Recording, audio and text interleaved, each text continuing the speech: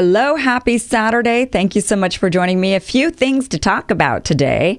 First of all, Tulsi Gabbard, she has announced her presidential bid for real. I mean, she was on Van Jones and she said, I'm thinking about it, but now today is the day that she's announced her actual campaign is kicking off. And of course, mainstream media has decided to smear her, and they've released articles today saying that she's being propped up by the Russians. Also, Cory Booker has announced that he is running for president. That was actually kind of surprising to me. I know that we had thought he was going to run a year ago or something, but then, the tides have changed and people are no longer really interested in people who are bots. So I thought for sure Cory Booker would not run, but he is going for it anyway. So what is his real motive? Because I don't think it's actually to be president, and we'll talk about that. But first, definitely want to talk about Governor Ralph Northam, the Virginia governor who got caught in a very terrible photograph. And now people are calling for his ousting. They want him to walk the plank and, be pushed off the cliff. But is this a good idea? No,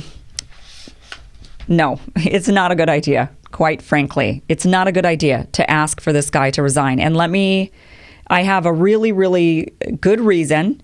I think it's actually extremely harmful to the people of North Carolina and the people of Louisiana, and I'll explain. But let's first just kind of go through the implications of all of this, just the general implications that I'm sure many of you have already thought about, which is where does this end and where does this begin for people? So if you're thinking about running for office and, if people are able to dig up things from your way back past 35 years ago, does this make you unfit to run? Do you have to be squeaky clean from the time you were born before you can run for office?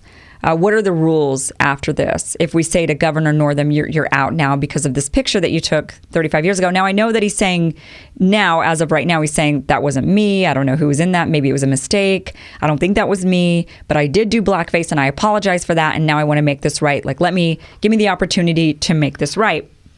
That's what he's saying right now. So many people on Twitter, many in the mainstream media, many in the mainstream Democratic Party are calling for him to just resign. But they're so short-sighted, like politicians always are. They're always just so quick to just say what's trendy and say what's popular, and they don't think about the implications. And sometimes I feel like the only party that sometimes does think about the implications are the Republicans. Not all the time, by any means. I mean, there are times that the Republicans have gone along with things that have been absolutely detrimental to our liberties and our rights. And, they certainly have done a huge amount of damage. But there are times, like, for example, when they're saying to Trump, maybe it's not a good idea to call a national emergency on building the border wall because what kind of a precedent does that send? Or even in the Senate when the Democrats decided to use first the nuclear option, and the Senate at the time said, this is a really dangerous thing to do. I mean, if you do this, then we're going to do this. And they did. They certainly did. So it's a really dangerous precedent to set, to say to this guy, okay, you're going to have to get out now because we found this photograph from 35 years ago. Now, it's a really bad picture. There is no doubt about it. It's unacceptable, completely unacceptable. But why is it unacceptable? Don't get on my case yet. Hold on, let me explain. The reason it's unacceptable is because fundamentally, it indicates that a person might be racist, right? You see them wearing this outfit or a blackface and you think, is this person a bigot? Is this person a racist? Are they going to make laws when they're in a position of power that are going to be detrimental to me? Are they going to be fair fully towards everybody, or are they going to favor a certain group? That's the ultimate thing that we're worried about, right? So then you have to ask some questions in regards to this. Has he shown since 35 years ago that he has a pattern of racism and bigotry, and we're now discovering it? And this guy is unfit for office because he clearly has a bias that's unfit for much of the population of Virginia, or anywhere, really. So you have to ask yourself these questions, because that's really what you're fundamentally getting at. Otherwise, it is just kind of, we're just going to get you for making mistakes, and we don't really care if you're a good person now, and you could be a complete advocate for these people, but it doesn't matter because, you made one mistake and you're out. That's not real. I mean, that's not really fundamentally what you're afraid of. What you're really afraid of deep down is that this guy is a racist, that he's going to be making bigoted decisions. So in his case, I don't really see a pattern that leads us to believe this guy is going to be making bigoted, racist decisions. Now, Steve King, for example, it's very different. He just recently said, I don't know what the problem is with words white supremacist and white nationalism. And the guy has a recent history of showing that he is unfit for office. He is unable to make unbiased decisions on behalf of a population of people that is very diverse. He's unable to do it because he's clearly shown, and he's stated on numerous occasions, and he's done a variety of things that show this guy has a bias, okay? And that's what we don't want in office. We don't want somebody with a bias. That's the point. Kavanaugh, for example, and actually Kavanaugh's a little bit different, and so are a lot of other people that, since I've been trying to make my case that this is actually an extremely dangerous precedent to set specifically for the people of North Carolina and Louisiana, they're really at risk. People have said, well, what about Eliot Spitzer, and what about Al Franken, and what about Eric Greitens, and what about, what about? Okay, at Kavanaugh, these people are very different because what they were accused of is a crime. They were accused of crimes.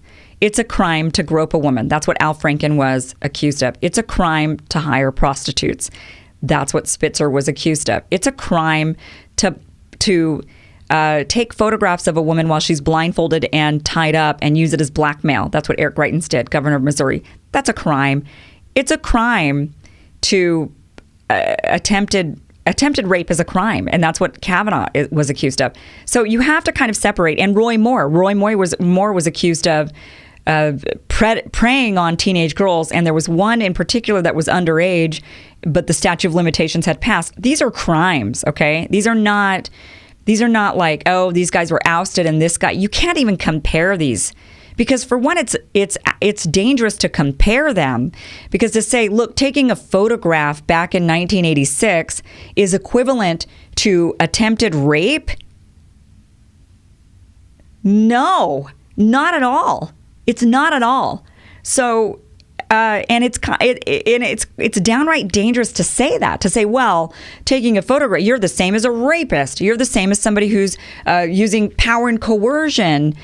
John Conyers, who had to step down from the House, he was accused of using taxpayer dollars to pay off somebody who had accused him of sexual misconduct.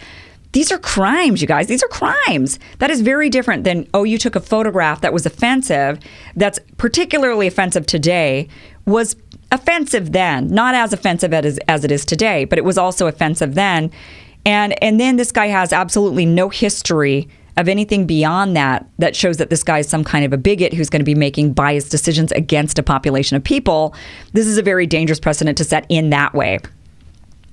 And it's dangerous for any other politician who potentially thinks that they're going to run for office, right? I mean, if you even think about it, and listen, if you've ever written anything in anyone's yearbook, which your team of people is going to have to gather up every single person you graduated high school with and get their yearbooks out and find out what you possibly wrote in the yearbook. And they're also going to have to go around and make sure that you didn't do, you didn't take any pictures at other parties that maybe somebody's got stored away in some chest in their attic. And we got to make sure you never wrote anything on somebody's MySpace page that could be used against you, or on someone else's Facebook page when you commented and you were arguing with them about something. You better make sure that none of that stuff is bad, because it will come back to bite you even 35 years later. That's also a dangerous precedent to set. What he's doing, I think, is the right thing. I mean, I kind of think he shouldn't have denied the photograph. Although if it's truly not him, then he should deny the photograph, because if it isn't him, then why should he take the fall for this photograph, right? But I do think he's doing the right thing by saying, listen, give me an opportunity to make this right. Give me an opportunity to apologize and show you that I am not a racist bigot making biased decisions. I'm not.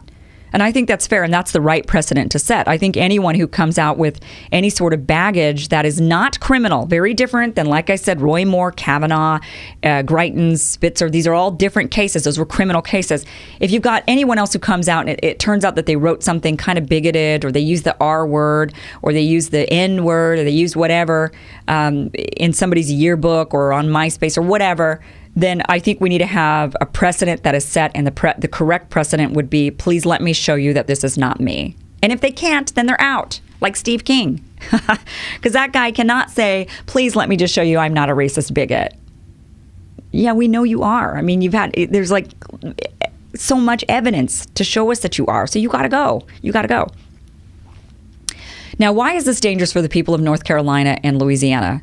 which is this is the very short-sighted. This is what Democrats do, completely short-sighted, eat your own.